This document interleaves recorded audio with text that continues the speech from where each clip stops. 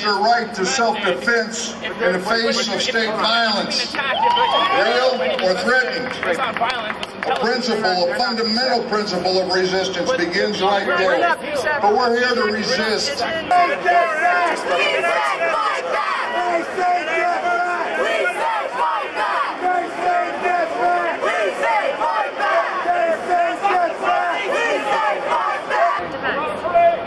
We're here to resist an occupation.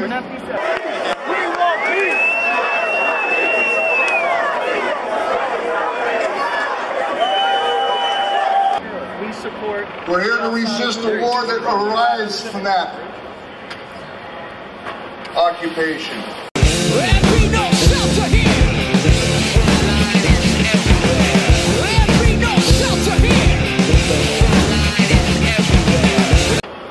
And I've got to tell a story that goes back a while. 18 years ago, in 1990, when the father of the current president came on television and said, invoking some sort of a doctrine of just war, as he called it, that it is an obligation, not just a right, but an obligation to repeal the seizure of someone else's territory, the appropriation of their resources, the usurpation of their legitimate governments.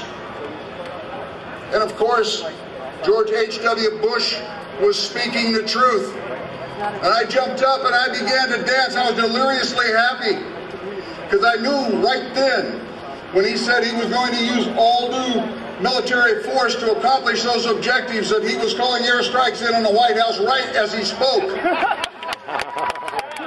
But of course he didn't really mean it. And the question would be, do we?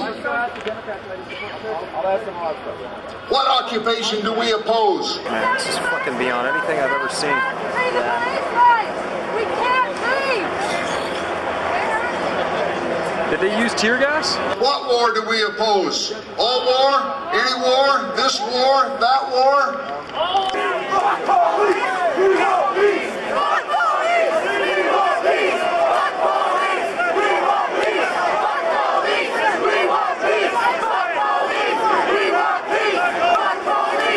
How about the war that's right here in occupied Denver? I see a guy over there with a tear gas gun. He's getting ready to fire. Fuck. This is long from over.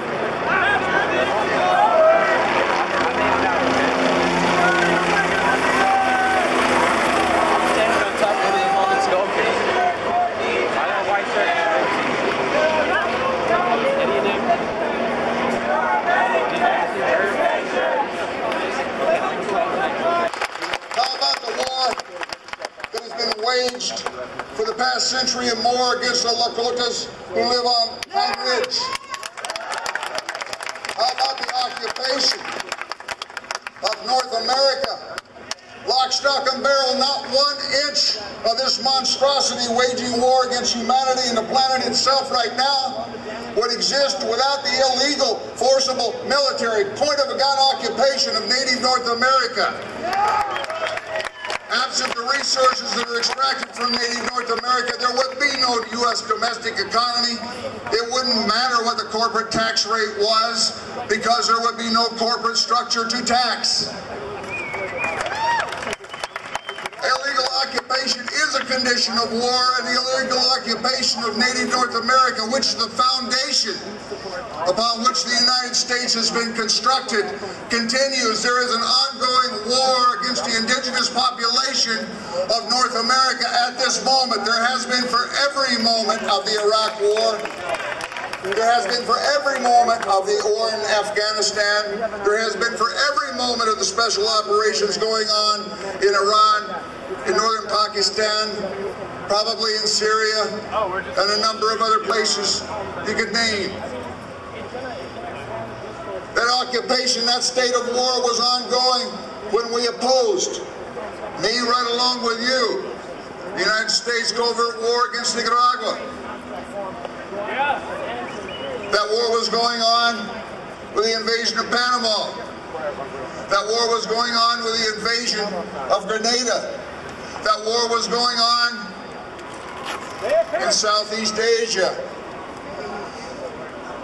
That war was going on when the United States was being a police force, as it called it, in Korea. That war was going on when the bombs were dropped on Nagasaki and Hiroshima. That war was going on in the great fire raids in Tokyo. That war was going on when the Philippines were liberated at the expense of the entire population of the most populous province in the island chain. That war was going on, obviously, at Wounded Knee. That war was going on and on and on and on, back to the point where the Dutch were playing kickball with the heads of the Wappinger Indians at the site of where the World Trade Center used to stand. You need, if you're going to end the occupation that is occurring in Iraq today, and the occupation that is occurring in Afghanistan today, and the occupations that are intended in other areas of Central Asia, and the occupations that are occurring elsewhere in the world, the United States has its military forces spread around the planet to know, and each of those conditions is one of occupation. If you want to oppose those symptoms, you have to confront the cause, and the cause is right here.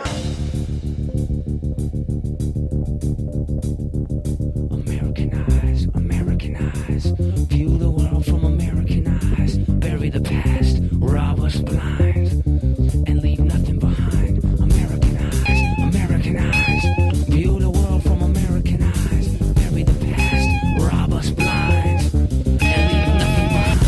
The cause is in Denver in the occupation, the cause is in the occupation of native North America, the cause is in the occupation of the inner cities, the cause is in the occupation of the migrant streams, the cause is all around you and everywhere, and it's not half a world away. Marching will not stop it. Petitions will not stop it. Electing a Republican as opposed to a Republican will not stop it. Prayer vigils will not stop it. Changing clothing fashions will not stop it. Adopting a better diet will not stop it. More and more bike paths will not stop it. What will stop it? Well, it starts right here. It starts right now. It starts with people who will not equivocate or negotiate or relinquish their rights. That's the point of departure. That's where we find ourselves. That's why it's an honor to be here. That's why it's been an honor to share the microphone with the speakers before me and the speaker who will come next and everyone else who participates. This is 68. This is what was intended in 68. 68 is recreated right here and now. Violent, isn't it? Tear gas, pepper spray, and rubber bullets. And rubber bullets. Do you know anyone? Did you see anyone get shot with rubber bullets? Yeah. You did. How far away was they shooting from? Maybe like right by them. Really? Yeah. Like point So blank? they had the guns like pointing up at people's faces. Oh my fucking god! Where from? Jesus fucking Christ!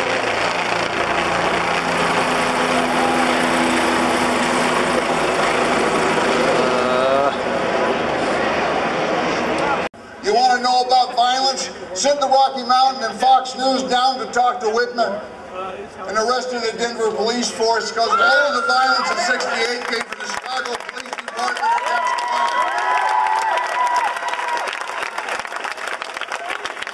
We don't bend, we don't break, we move forward. We move forward as the power of the state dictates we must, but we move forward and we don't flinch, we don't back up, we keep moving until victory, however you define it, is achieved. All power to the people. Thank you.